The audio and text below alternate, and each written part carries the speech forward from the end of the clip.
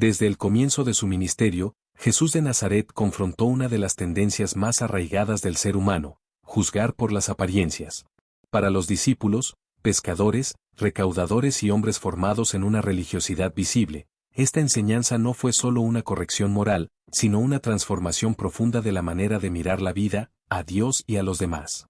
Jesús los llamó a ir más allá de lo que los ojos perciben y a aprender a discernir lo que realmente importa: el corazón.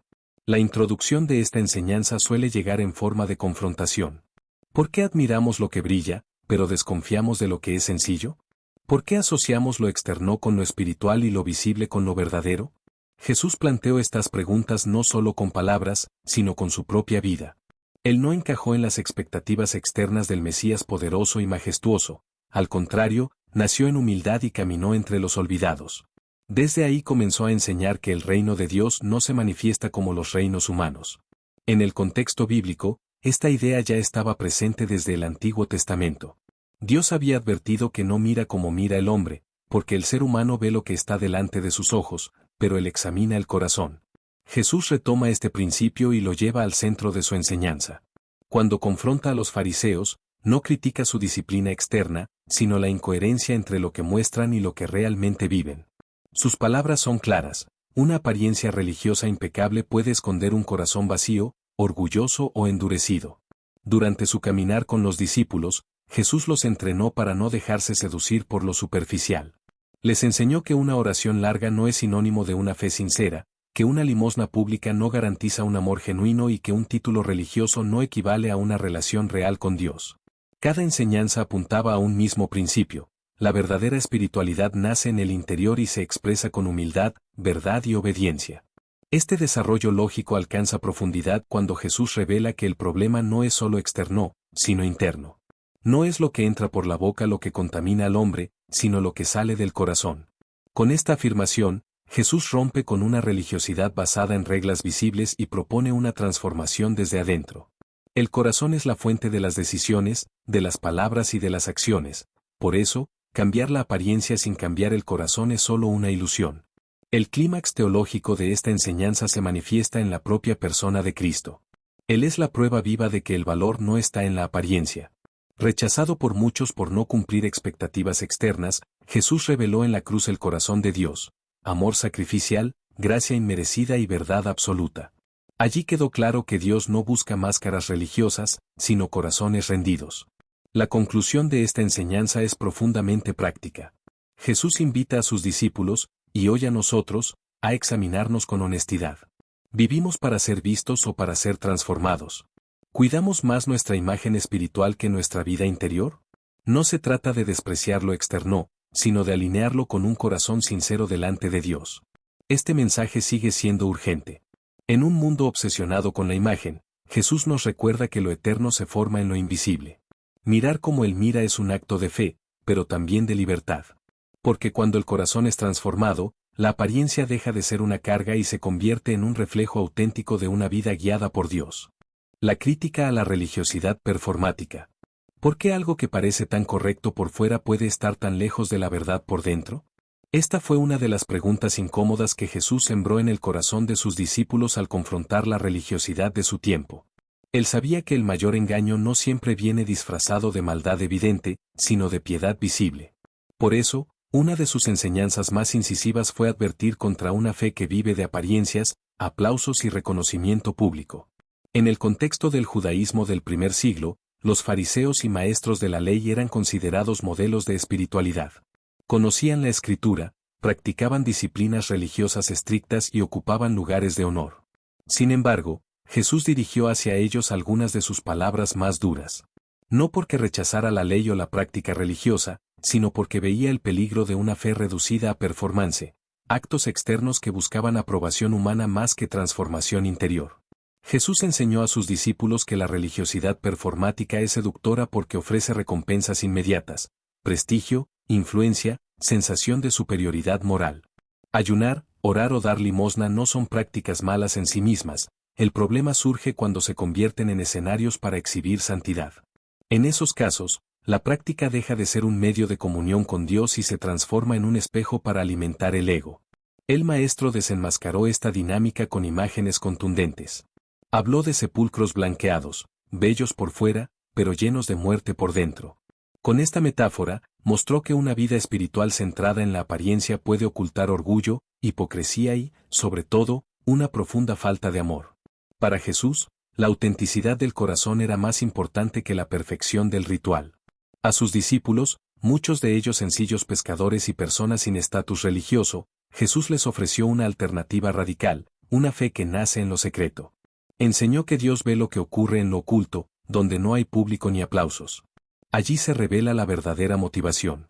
La oración en privado, la generosidad silenciosa y la obediencia sin testigos son el antídoto contra la espiritualidad teatral.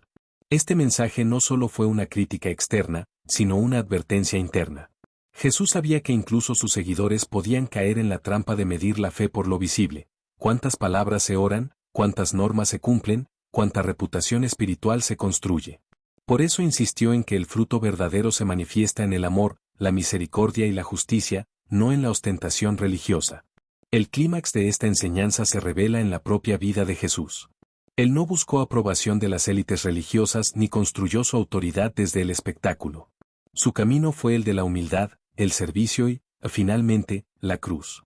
Allí quedó expuesto el contraste definitivo entre una religiosidad que busca salvar la imagen y una fe auténtica que entrega la vida por amor. Para los discípulos, y para nosotros hoy, la lección es clara y desafiante. No toda fe visible es fe verdadera, y no toda obediencia ruidosa agrada a Dios. Jesús nos invita a revisar nuestras motivaciones, a preguntarnos si vivimos para parecer justos o para ser transformados. La verdadera espiritualidad no necesita escenario, nace en el corazón, se cultiva en lo secreto y se reconoce por el amor que produce.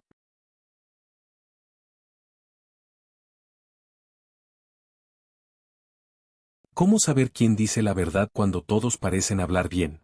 ¿Cómo distinguir la fe auténtica del discurso atractivo? En un mundo donde la imagen y la oratoria pesan tanto, Jesús enseñó a sus discípulos a no dejarse engañar por las apariencias. Su criterio fue claro y exigente: no juzgar por las palabras ni por los signos externos, sino por los frutos que brotan de una vida. Desde el inicio de su enseñanza, Jesús colocó a sus seguidores frente a una realidad incómoda: no todo lo que suena espiritual lo es. Hay discursos que conmueven, promesas que emocionan y gestos que parecen piadosos, pero que no nacen de un corazón transformado. Por eso advirtió contra los falsos profetas que vienen vestidos de ovejas, pero por dentro esconden otras intenciones. El peligro no está en lo que dicen, sino en lo que son. Para explicar este principio, Jesús recurrió a una imagen sencilla y profunda: el árbol y su fruto. Por sus frutos los conoceréis, afirmó. Un árbol sano produce buen fruto, uno enfermo, fruto malo. No se trata de un acto aislado, sino de un patrón visible con el tiempo. El fruto revela la naturaleza del árbol. De la misma manera, el carácter verdadero de una persona se manifiesta en sus acciones, en sus decisiones cotidianas y en la huella que deja en los demás. Esta enseñanza confronta una tendencia humana muy común: creer que la elocuencia es sinónimo de verdad. Jesús sabía que las palabras pueden ser usadas para impresionar, manipular o incluso engañar. Por eso, en su escuela de discípulos, la evaluación no se hacía por discursos brillantes ni por demostraciones externas de religiosidad, sino por la coherencia entre lo que se cree y lo que se vive. El discernimiento que Jesús propone no es superficial ni apresurado. Exige paciencia, observación y sabiduría. Los frutos no siempre aparecen de inmediato, requieren tiempo. Amor genuino, humildad, justicia, misericordia y fidelidad no se improvisan. Se desarrollan cuando una vida está arraigada en la verdad de Dios. Del mismo modo, la falta de integridad, el orgullo constante, la ausencia de compasión o el abuso de otros terminan saliendo a la luz, aunque al principio estén ocultos tras palabras bonitas. En el clímax de esta enseñanza, Jesús va aún más lejos. Advierte que no basta con decir Señor, Señor ni con realizar actos llamativos en su nombre. Lo decisivo es hacer la voluntad del Padre.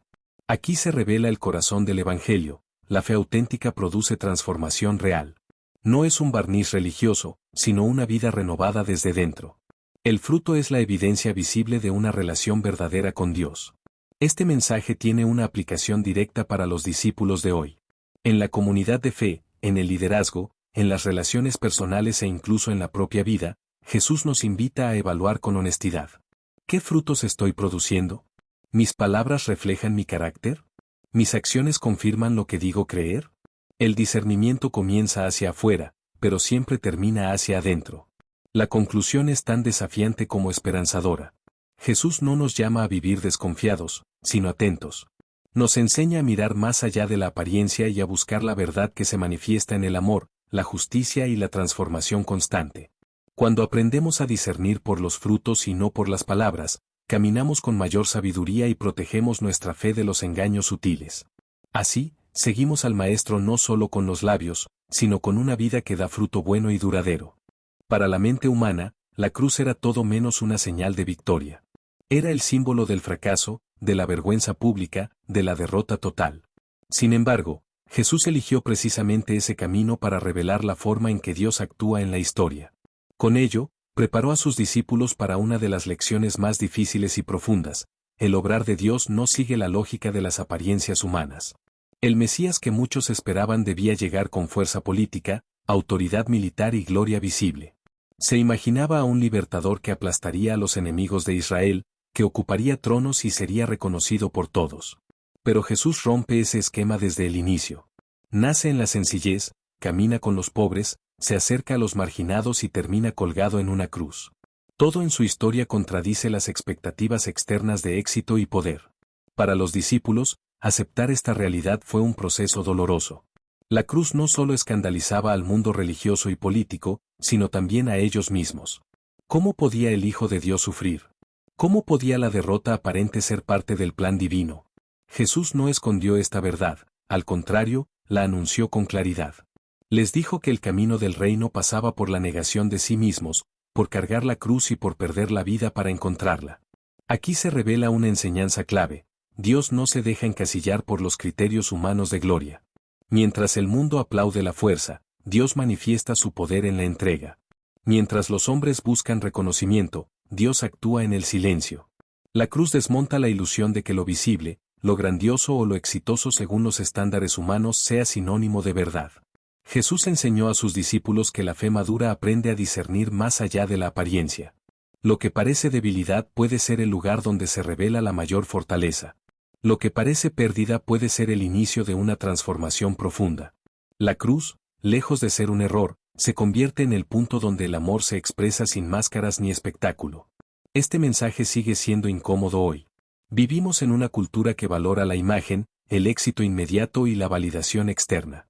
Incluso en el ámbito espiritual, muchas veces se busca lo espectacular, lo que impresiona, lo que da sensación de triunfo visible.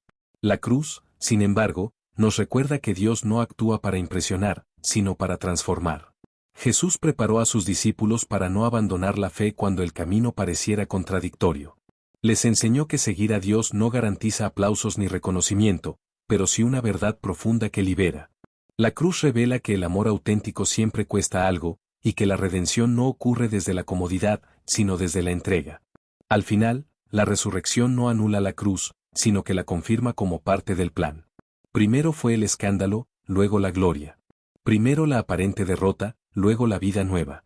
Así, Jesús enseña que quien aprende a mirar más allá de las apariencias descubre que Dios obra con una sabiduría que supera toda expectativa humana.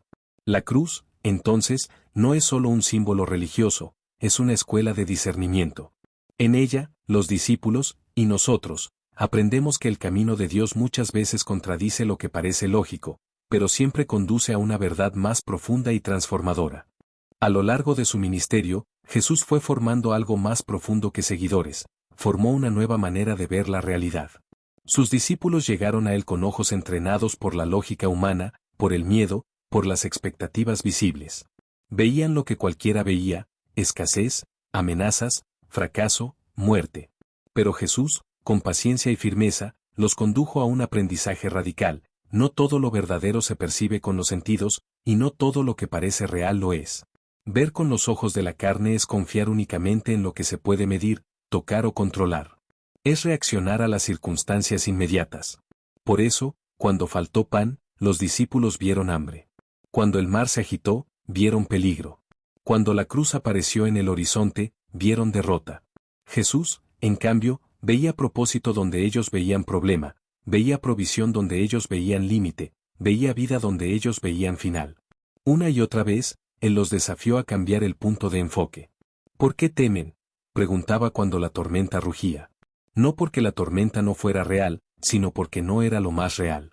La fe no niega la realidad visible, pero se niega a someterse a ella.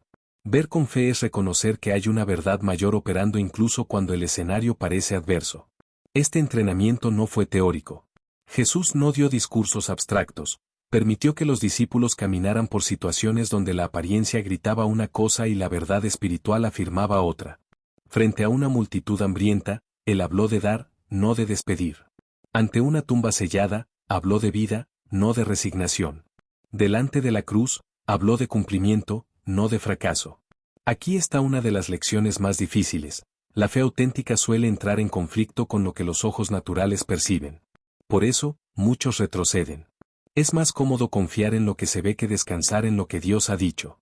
Sin embargo, Jesús insistió en que la vida del reino no se sostiene por evidencias externas inmediatas, sino por una confianza profunda en la fidelidad de Dios. Ver con los ojos de la fe no significa vivir en negación, sino vivir en alineación. Es aprender a interpretar los acontecimientos a la luz de la palabra divina, no de la emoción del momento. Es entender que el silencio de Dios no es ausencia, que la demora no es rechazo y que el sufrimiento no invalida el propósito. Los discípulos tardaron en aprenderlo.